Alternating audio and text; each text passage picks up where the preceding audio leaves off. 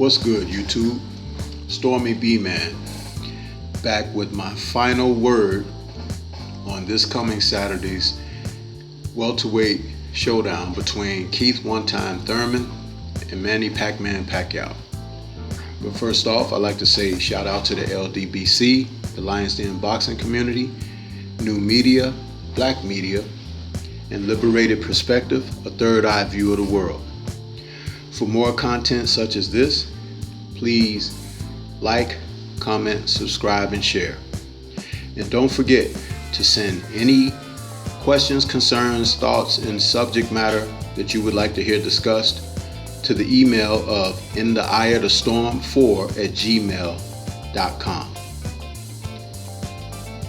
This Saturday, July 20th, Keith Thurman is finally going to step up and fight someone of repute in the welterweight division and facing 8-time world champion Manny Pac-Man Pacquiao.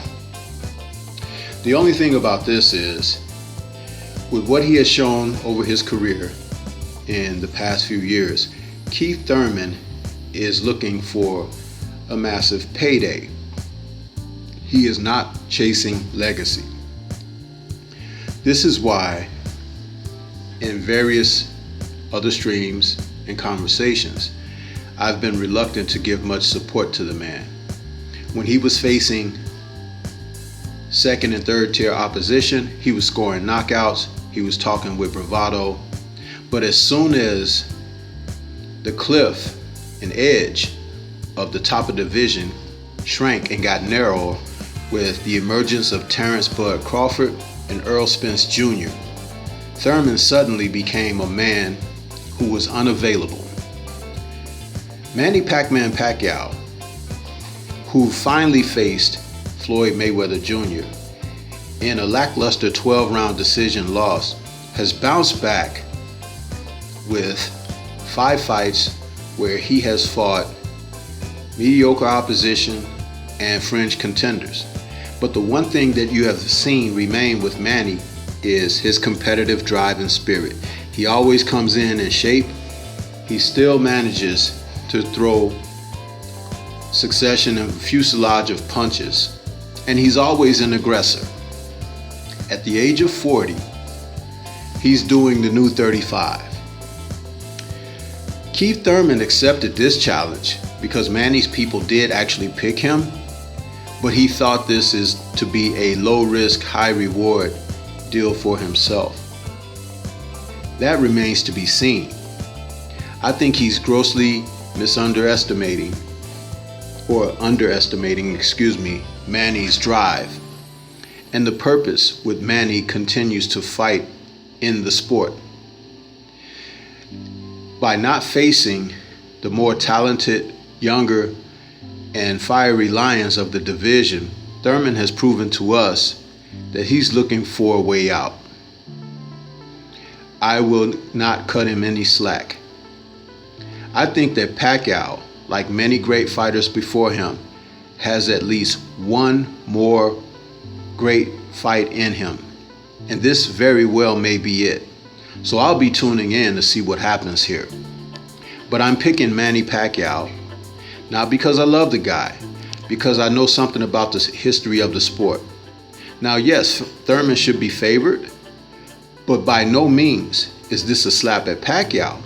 Thurman is younger, has had less fights, but Pacquiao has more knockouts than Thurman has fights.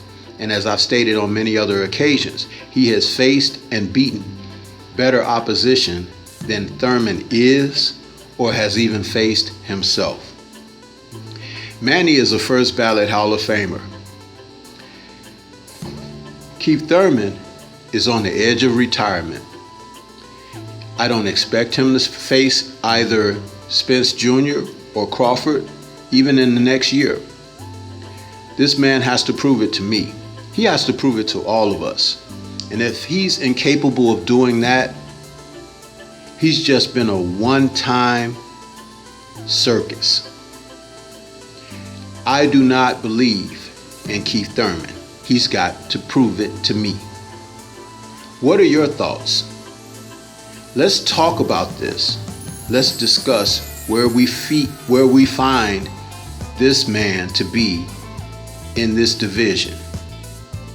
There are still major fights to be had, and if Pacquiao is capable of upsetting the cart, things are gonna get very, very interesting.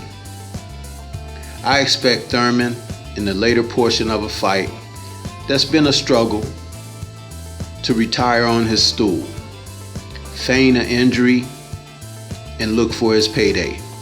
And then he's gonna ride off into the sunset. What do you think, people? Let's have Thurman prove it to us. But right now, this is the way I see it. This is Stormybman with my final word on this fight before Saturday. Please leave comments. And don't forget to subscribe to the channel for more content. And look out for the show In the Eye of the Storm. That's all I have for you at this time. Peace.